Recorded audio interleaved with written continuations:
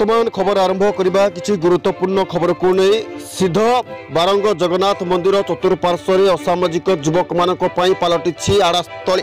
जगतसिंहपुर थाना अंतर्गत पुनंग पंचायत स्थित सिद्ध बारंग जगन्नाथ मंदिर असामाजिक युवक माने अख्तियार करी सेठारे आड़ा जमाइछंती मद गंजे इत्यादि मादक द्रव्य सेवन करने सह सेठाकार सामाजिक परिवेश को कुलषित करुछंती। संप्रति कोरोना संक्रमण प्रतिरोध करने सरकार पुलिस और प्रशासन को कड़ा नजर रखा निर्देश देछंती।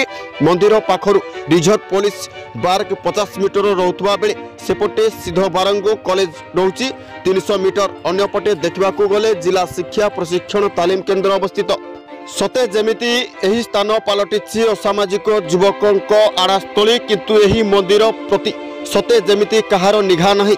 मंदिर चतुर्पार्श्व वृक्ष भरा परिवेश थिबा बेले युवक माने एठी आड़ा चलाउथिबा देखिबाकू मिलिछि। तुरंत पदक्षेप नेबा पई बुद्धिजीवी महल रे दाबी उठिछि। Jagatsinghpur Jyotiranjan Patel report JBN TV.